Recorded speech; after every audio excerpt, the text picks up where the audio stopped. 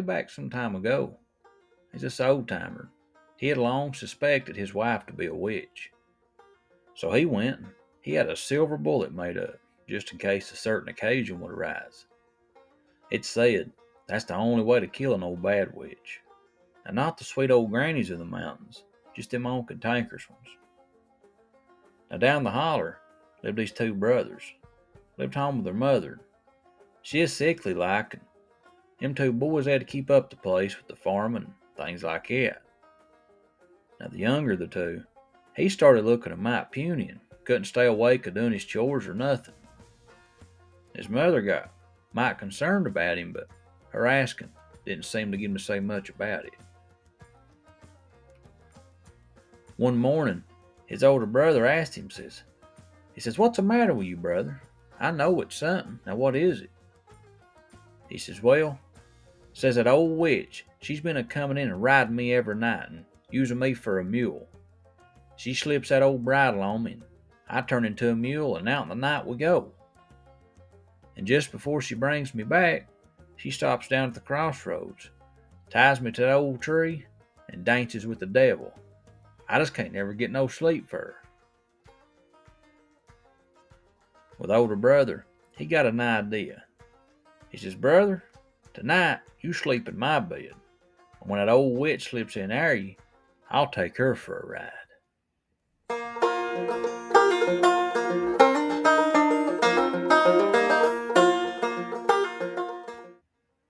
Now long up into the night, that old hag came into the room and she slipped a bridle on him. Away they went. Now, she thought she had a fine mule made out of him. She rode him all night.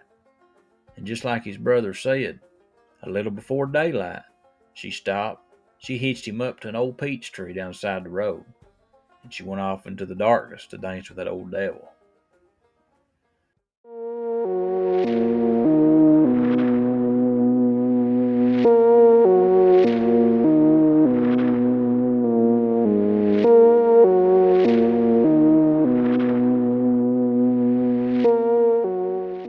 Now this brother, he must have been part witch himself, 'cause he managed to slip that old bridle off.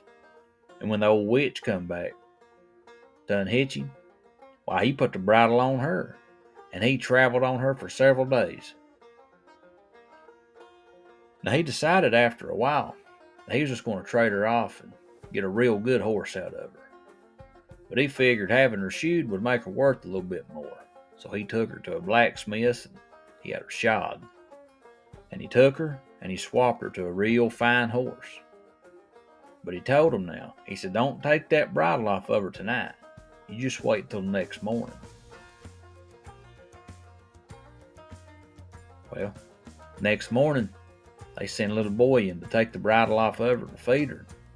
He went and he pulled the bridle off of her and hung it on a post and went to get some feed.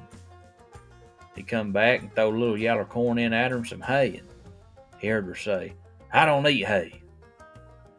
Well, I scared that little boy to death, and he went a-running just as fast as he could. He told his daddy, he said, "Daddy, there's an old woman standing in there." Well, they went to check it out, and sure enough, that old woman was standing in there.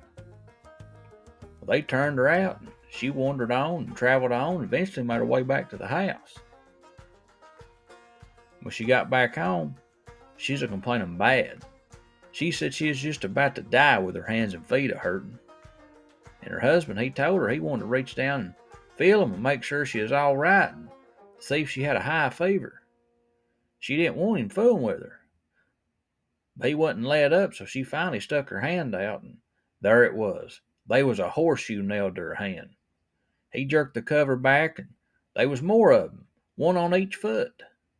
And he knowed right then she was a real witch. And without saying a word, he eased up, went through and got his old rifle down from above the mantel. He stuffed that old silver bullet in it, and he got rid of that old witch. And as for the little boy, he put his weight back on and gained his health back, and I reckon he lived a right smart long life. And for his brother and that old horse he traded for, well, it treated him right well for years. And I reckon the last time anybody went down there and seen him, They was getting along real fine.